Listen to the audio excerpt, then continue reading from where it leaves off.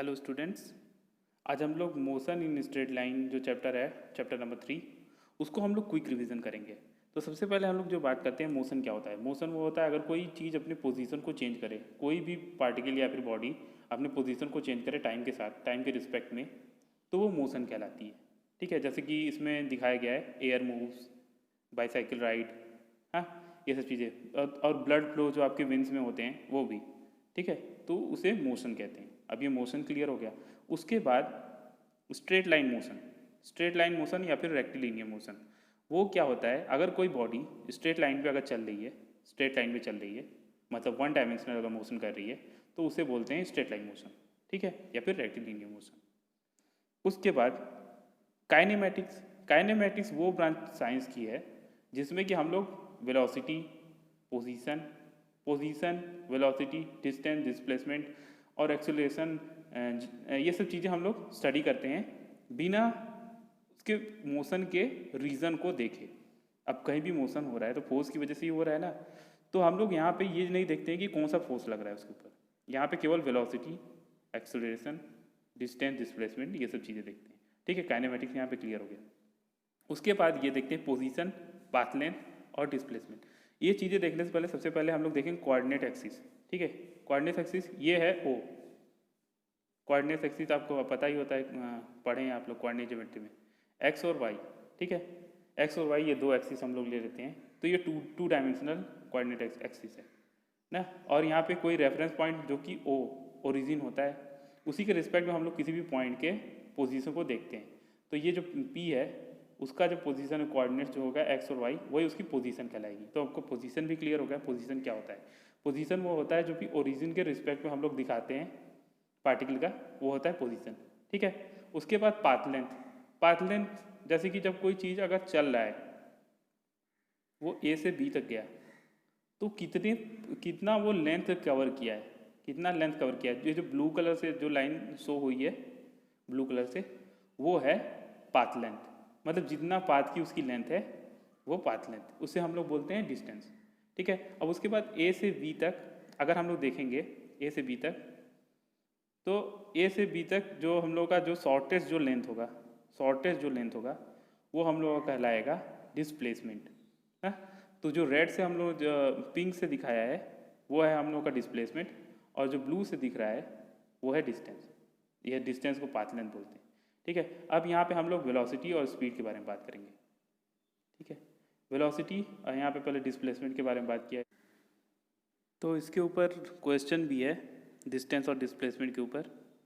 जैसे ऐसे करके पूछा हुआ है कि अगर ये यहाँ जाता है, ए से बी की तरफ जाता है, उसके बाद बी से सी की तरफ वापस आ जाता है, तो इसमें डिस्टेंस कितनी है और डिस्प्लेसमेंट कितनी है।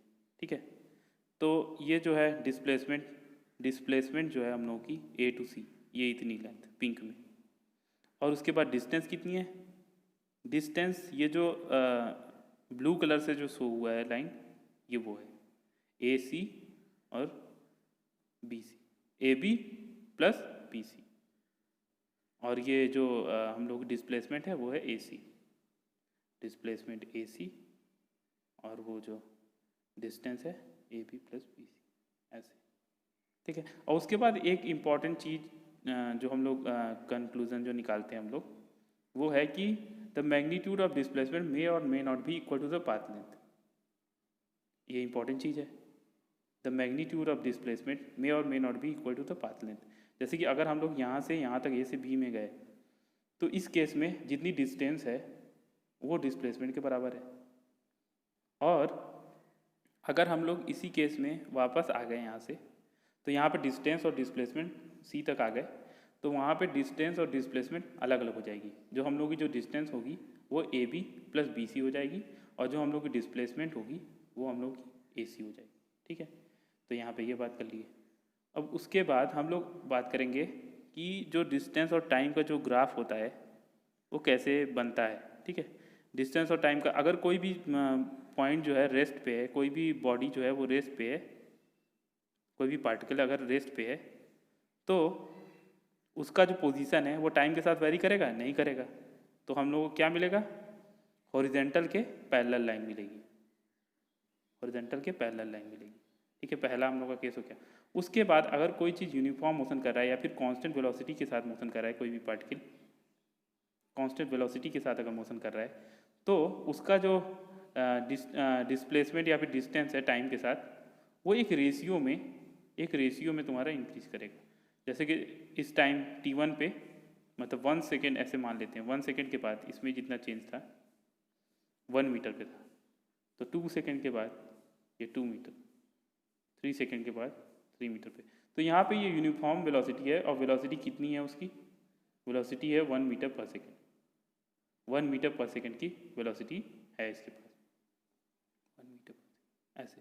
तो यहाँ पे यूनिफॉर्म वेलोसिटी है, मीन्स जो उसके पोजीशन में चेंज आ रहा है टाइम के साथ वो यूनिफॉर्म हो रहा है, कांस्टेंट वेलोसिटी इसे बोलते हैं। उसके बाद ये जो है ये नॉन यूनिफॉर्म वेलोसिटी का प्लॉट है। तो 3 तरह के तुम्हारे ये दिखा है, पहला रेस्ट था, दूसरा था यूनिफॉर्म, तीसरा था नॉन यूनिफॉर्म। अब ये position time graph of car, अगर ये इसमें देखो पहले ये तो डिस्टेंस इसका टाइम के साथ चेंज ही नहीं हो रहा है डिस्प्लेसमेंट, उसके बाद ये बढ़ते जा रहा है यहाँ पे, मतलब कांस्टेंट वेलोसिटी है यहाँ से यहाँ तक।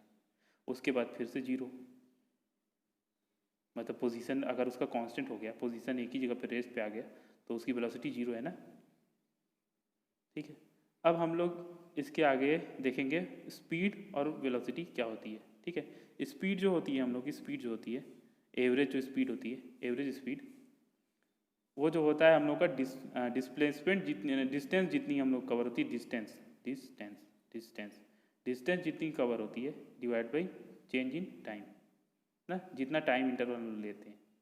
अगर कोई बॉडी यहाँ से ए से बी पे गया, तो जितना वो पाथ लेंथ या फिर जितना डिस्टेंस ट्रेवल किया डिवाइड बाई जितना टाइम लिया है, जैसे t1 टाइम पे वो ए पे था, उसके बाद t2 टाइम पे बी पे गया, तो जितना वो डिस्टेंस ट्रेवल किया डिवाइड बाई जितना वो टाइम लिया, तो वो है हमारी एवरेज स्पीड।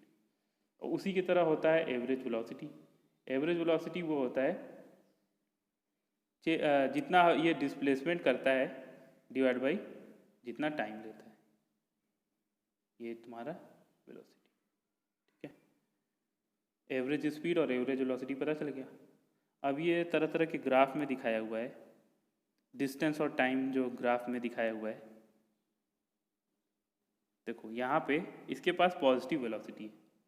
ठीक है, मीन्स उसका जो पोजीशन चेंज हो रहा है वो पॉजिटिव एक्सिस में चेंज हो रहा है। पहला ए हम लोग ए वाली फिगर को हम लोग डिस्कस कर रहे हैं। जैसे अगर इसमें टाइम जो चेंज हो रहा है उसके रिस्पेक्ट में इसका पोजीशन एक्स एक्सिस में पॉजिटिव चेंज हो रहा है, तो ये क्या हो रहा है? पॉजिटिव वेलोसिटी है, क्योंकि उसको पॉजिटिव डायरेक्शन में चेंज करा रहा है, तो ये पॉजिटिव वेलोसिटी है। अब ये यहाँ पे सेकेंड हम लोग देखते हैं कि अगर कोई चीज़ जैसे पॉजिटिव एक्सिस पे थी, कुछ पॉजिटिव डिस्टेंस पे वो थी, लेकिन अब उसकी जो डिस्टेंस है कम होती जा रही है। देख लो डिस्टेंस जो है उसकी कम होती जा रही है। ठीक है, एक्स एक्सिस पे, जैसे एक्स एक्सिस को हम लोग दिखाते हैं इस पे, तो वो कम होती जा रही है, तो इसकी वेलोसिटी कितनी है? निगेटिव है। अब इसकी पोजीशन जो है टाइम के साथ बिल्कुल चेंज ही नहीं हो रही। सी वाले में देखो पोजीशन टाइम के साथ चेंज ही नहीं हो रही है, कांस्टेंट है एक ही जगह पे, तो ये रेस्ट पोजीशन है।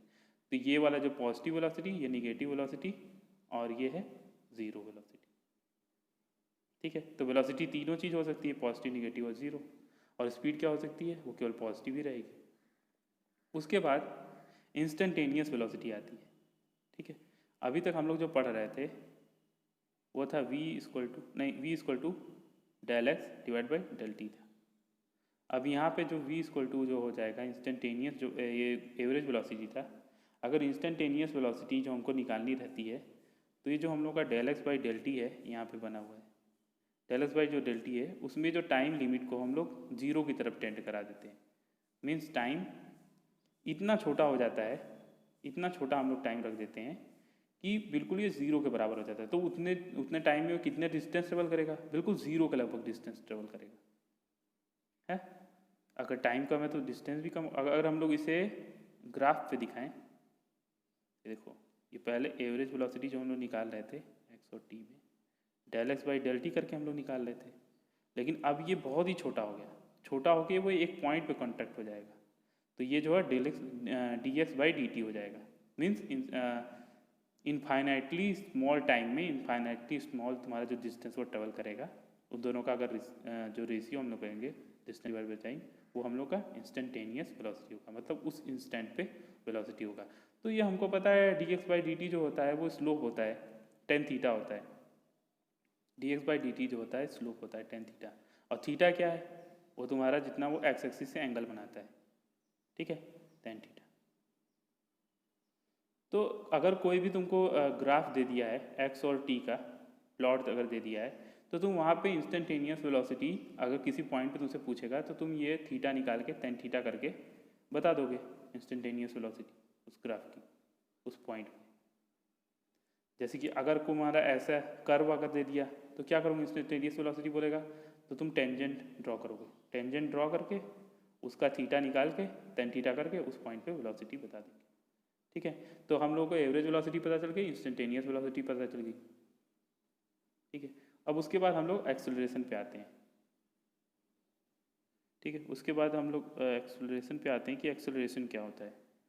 एक्सेलरेशन होता है change in velocity divide by change in time, ठीक है।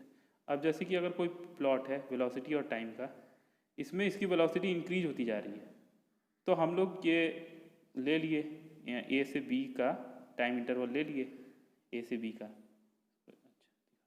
ए और बी का टाइम इंटरवल अगर हम लोग ले लेते हैं, ए और बी का टाइम इंटरवल अगर ले लेते हैं, तो ये जो बी सी जो लेंथ है वो हम लोग की डेल वी हो जाएगी, चेंज इन वेलोसिटी हो जाएगी, और ये ए सी जो है वो change in time del T हो जाएगी। तो हम लोग का जो टेन थीटा होगा, tan theta del V divide by del T हो जाएगा, ठीक है, del V divide by del T. तो ये del V by del T जो है वही हम लोग का एक्सेलरेशन है। तो एक्सेलरेशन जो होता है वो change in velocity divide by time taken. जैसे t1 टाइम पे उसके पास वेलोसिटी v1 थी, t2 टाइम पे वेलोसिटी v2 हो गई, तो उसकी एक्सेलरेशन कितना है, ये एवरेज एक्सेलरेशन उसका होगा change in velocity divide by change in time. इसी तरह से जैसे एवरेज एक्सेलरेशन था उसी तरह से एवरेज वेलोसिटी और इंस्टेंटेनियस वेलोसिटी थी, उसी तरह से एवरेज एक्सेलरेशन और इंस्टेंटेनियस एक्सेलरेशन होता है। अगर हम लोग इन्फिनिटी स्मॉल अगर टाइम लें तो उस टाइम में जितना उसके वेलोसिटी में चेंज होगा वो इन्फिनिटी स्मॉल वेलोसिटी चेंज होगा।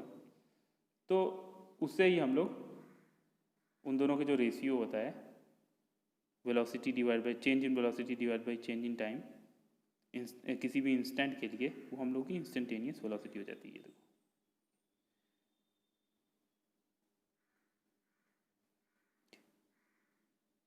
अगर टाइम हम लोग जीरो ले लें, मतलब लगभग जीरो ले लें, तो चेंज इन वेलोसिटी लगभग जीरो हो जाएगी, तो जो कि del V infinitely small velocity change divide by infinitely small time, ये करके वो हम लोग का इंस्टेंटेनियस एक्सेलरेशन दे देगा, उस पॉइंट के लिए एक्सेलरेशन देगा जो कि उसके स्लोप के बराबर होगा उस पॉइंट पे, ठीक है। अब यहाँ पे हम लोग अलग अलग एरिया एंड अब यहाँ पे हम लोग बात करेंगे कि पहले तो हम लोग को ये पता चल गई कि स्लोप क्या होता है। जैसे कि पोजीशन टाइम प्लॉट में जो हम लोग का स्लोप होता है, पोजीशन टाइम प्लॉट में जो स्लोप होता है वो वेलोसिटी को प्रेजेंट करता है, और वेलोसिटी टाइम प्लॉट में जो होता है वो एक्सेलरेशन को रिप्रेजेंट करता है, ठीक है। अब थोड़ा उल्टा चलते हैं, एक्सेलरेशन टाइम अगर प्लॉट है तो उसमें जो एरिया होगा वो क्या रिप्रेजेंट करेगा, वो रिप्रेजेंट करेगा वेलोसिटी को, और अगर वेलोसिटी टाइम प्लॉट है तो उसमें जो एरिया होगा वो किसको रिप्रेजेंट करेगा, वो रिप्रेजेंट करेगा डिस्प्लेसमेंट या फिर डिस्टेंस को। वेलोसिटी टाइम अगर प्लॉट है तो तुम्हारा वो डिस्प्लेसमेंट को ही रिप्रेजेंट करेगा, ठीक है। और ये कैसे प्रूफ हुआ, क्विक रिवीजन है तो हम लोग जल्दी जल्दी से प्रूफ करके भी दिखा सकते हैं। तो यहाँ पे देखते हैं इसके पास, जैसे कि ये वाला प्लॉट देख लेते हैं, ये फिगर 3.11 को देख लेते हैं, ठीक है। यहाँ पे देखते हैं कि u वेलोसिटी से कोई पार्टिकल यूनिफॉर्म u मैग्नीट्यूड के यूनिफॉर्म वेलोसिटी से कोई भी पार्टिकल t टाइम तक चलता ही जाता है। तो अगर इस जगह का इसका अगर एरिया निकालना रहे तो ये एरिया क्या होगा, एरिया लेंथ इंटू हाइट, है, तो वो हो जाएगा u into time T, capital T. और हम लोगों को ये भी पता है कि वेलोसिटी टू टाइम जो होता है वो डिस्प्लेसमेंट होता है। तो इस तरह से हम लोग का ये प्रूफ हो गया, जो एरिया होता है डिस्प्लेसमेंट होता है। ठीक है, अब उसके बाद मोशन के इक्वेशन जो हम लोग ने 9th में पढ़े थे, उसको प्रूव करने का तरीका। ठीक है, इसको प्रूव करने का तरीका, अभी थोड़ा टाइम कम है तो थोड़ा फास्ट पढ़ा रहे हैं, तो इसे प्रूफ नहीं करेंगे, बस इसको देख लेंगे हम लोग कि हम लोग का जितने क्वेश्चन हैं, ये 3 क्वेश्चन है हम लोग के।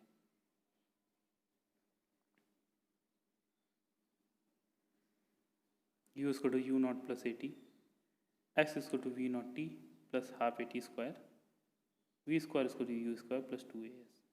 ये ठीक है, ये हो गया क्वेश्चन ऑफ मोशन। इसी में हम लोग वैल्यूज़ रख के अगर क्वेश्चन सॉल्व करने होते तो हम लोग कर लेते हैं। ये इसको बता देते हैं कि क्या क्या चीज़ें हैं। ये है फाइनल वेलोसिटी, ये है इनिशियल वेलोसिटी, ये है एक्सेलरेशन और ये टाइम। अगर कोई पार्टिकल 0 टाइम पे u वेलोसिटी चल रहा था, उसके बाद हम लोगों ने दोबारा देखा कि t टाइम के बाद उसकी वेलोसिटी, पहले u नॉट वेलोसिटी चल रहा था v नॉट वेलोसिटी से, 0 टाइम पे v नॉट वेलोसिटी चल रहा था, उसके बाद t टाइम के बाद वो v वेलोसिटी चलने लग गया। और किसके वजह से उसका वेलोसिटी में चेंज हुआ? एक्सेलरेशन की वजह से। ठीक है, तो ये है तुम्हारा रिलेशन वेलोसिटी और इसके बीच। सेकेंड है कि कितना वो डिस्टेंस या फिर डिस्प्लेसमेंट कवर किया, यू नॉट टी कितना डिस्प्लेसमेंट कवर किया, V naught T plus half A T square. उसके बाद ये है, अगर तुम्हारा डिस्टेंस दिया हो, एक्सेलरेशन दिया हो, वेलोसिटी दिया हो इनिशियल, तो फाइनल वेलोसिटी हम लोग निकाल सकते हैं। ठीक है, तो ये तीनों फॉर्मूले हम लोग यूज़ करते हैं अलग अलग कंडीशन में। अब इन फार्मूलों को इस बार इंटीग्रेशन से भी निकालना रहेगा। ठीक है, इंटीग्रेशन से सॉल्व करना रहेगा।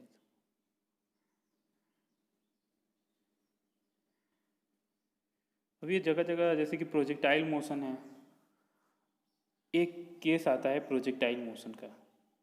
ठीक है, एक केस आता है प्रोजेक्टाइल मोशन का। अगर हम लोग किसी पार्टिकल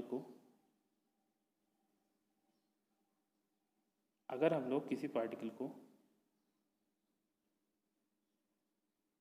ऊपर की तरफ फेंकते हैं, हाँ, किसी पार्टिकल को ऊपर की तरफ फेंकते हैं।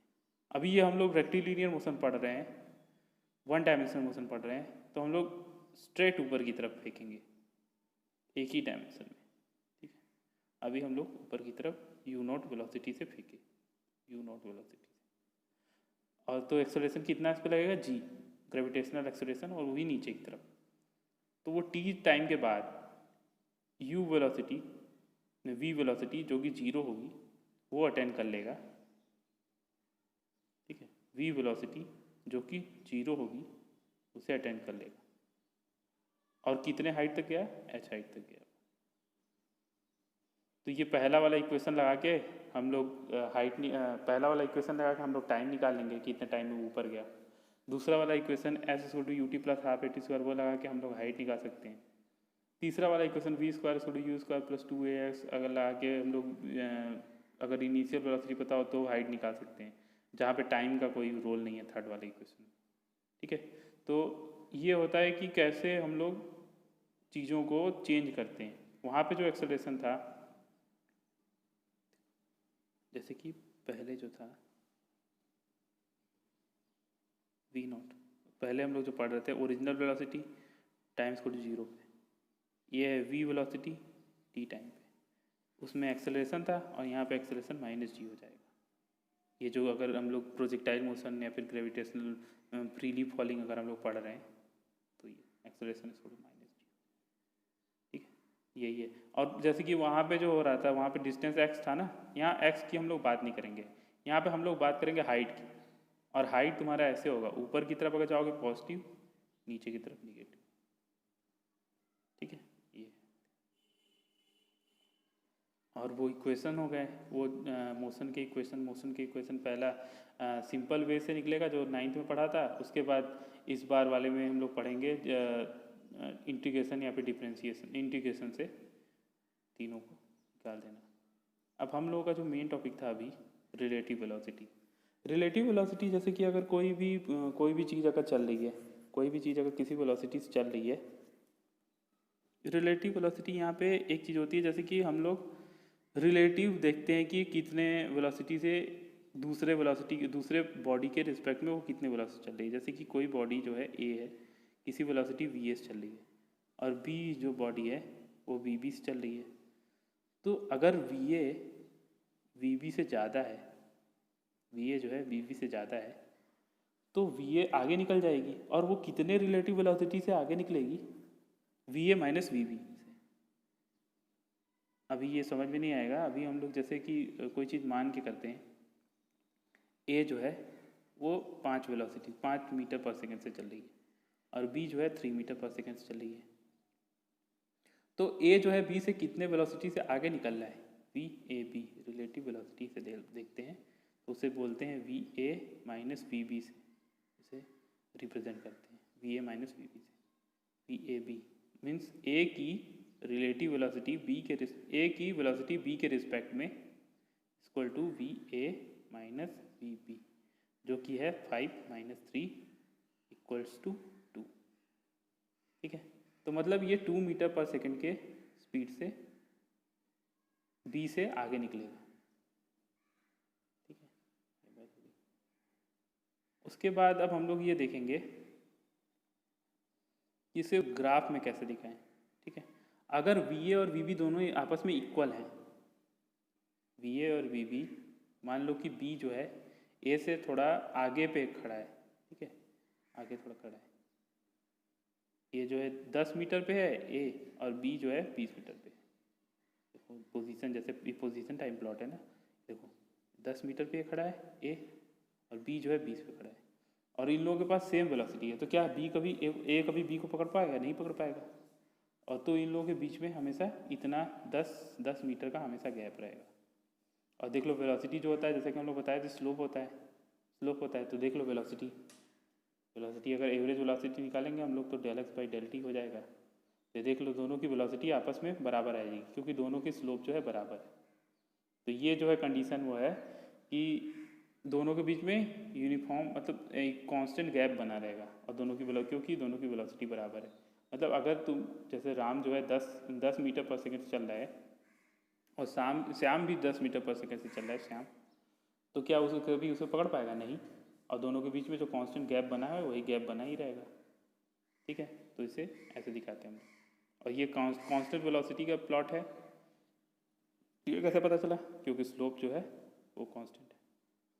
उसके बाद अगर बी जो है किसी वेलोसिटी से चल रहा है, बी किसी वेलोसिटी से चल रहा है, और ए जो है उससे ज़्यादा वेलोसिटी से चल रहा है, तो ए किसी पॉइंट पे जाके बी को पकड़ ही लेगा। क्यों? देखो यहाँ पे देखो, स्लोप जो है ए का, बी ए का, वो ज़्यादा है वी बी से। ठीक है, तो मतलब वी ए की वेलोसिटी ज़्यादा है।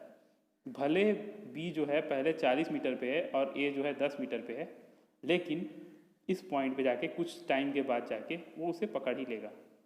और ये हम लोग कैसे निकालेंगे? रिलेटिव वेलोसिटी से निकालेंगे। रिलेटिव वेलोसिटी से कैसे निकालेंगे? पहले इन लोगों की वेलोसिटी हम लोग को पता रहनी चाहिए, वी ए और वी बी। तो हम लोग वी ए बी निकाल लेंगे रिलेटिव वेलोसिटी। उसके बाद दोनों के बीच के distance divided by velocity V A B कर देंगे, तो हम लोग को पता चल जाएगा कितना टाइम लगेगा इन लोगों को पकड़ने में, उसको ए को बी को पकड़ने में कितना टाइम। ठीक है, उसके बाद है अगर दोनों अलग अलग डायरेक्शन में वेलोसिटी जा रहे हैं, तो ए जो है पॉजिटिव में जा रहा है वेलोसिटी से, और बी जो है निगेटिव में जा रहा है। मीन्स ये दोनों एक दूसरे की तरफ आ रहे हैं। वी ए जो है, वी ए पॉजिटिव है कि निगेटिव? वी ए पॉजिटिव है और वी बी निगेटिव है। तो ये कुछ वेलोसिटी से इधर आ रहा है। अब वेलोसिटी कैसे पता चलेगी? वो स्लोप अगर हम लोग देख लेंगे तो हम लोग को पता चल जाएगा। ठीक है, वी ए जो है इस वेलोसिटी से आ रहा है, और वी बी उसी की तरफ आ रहा है। ठीक है, तो ये दोनों जो है, इन दोनों की जो रिलेटिव वेलोसिटी होगी वी ए बी, वो हो जाएगी वी ए माइनस माइनस में V B. Why it is minus? Because V B पहले से ही निगेटिव, ठीक है।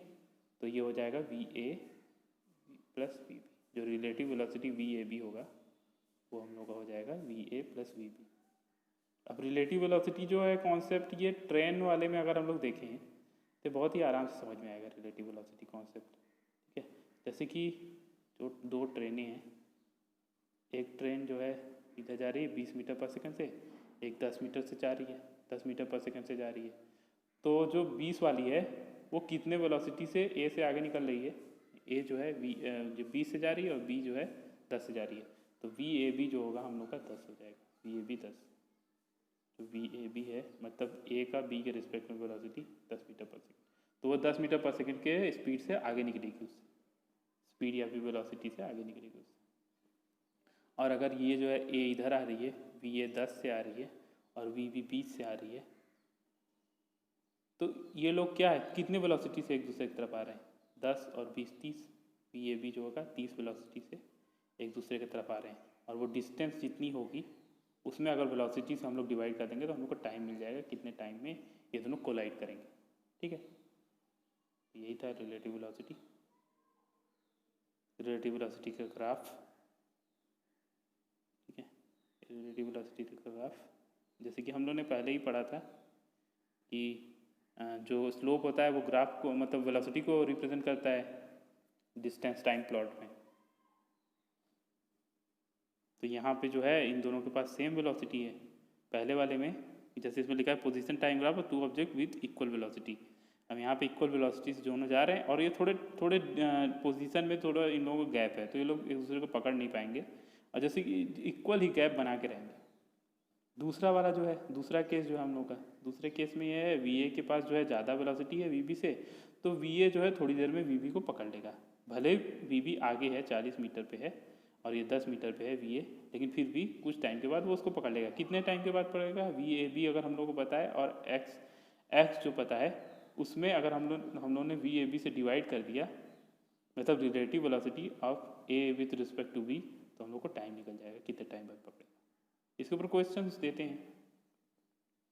उसके बाद अगर ये दोनों एक दूसरे की तरफ आ रहे हैं, ठीक है, अपोजिट डायरेक्शन में ये दोनों एक दूसरे की तरफ आ रहे हैं, अगर या तो एक दूसरे से दूर जा रहे हैं, देखो जैसे कि अगर एक ही ये जो है जैसे कोलाइड वाला जो था वेलोसिटी, ये वी ए इधर आ रहा था, वी बी इधर आ रहा था। अब जैसे कोलाइड नहीं किया तो ये आगे निकल जाएगा ना, ये वी जो है आगे निकल जाएगा और वी ए इधर निकल जाएगा, तो इन दोनों के बीच में जो डिस्टेंस है वो इंक्रीज होती जाएगी, लेकिन रिलेटिव वेलोसिटी फिर भी सेम ही रहेगी, V A plus V B होगी यहाँ पे रिलेटिव, क्योंकि वेलोसिटी की डायरेक्शन अपोजिट है, ठीक है। यही था रिलेटिव वेलोसिटी।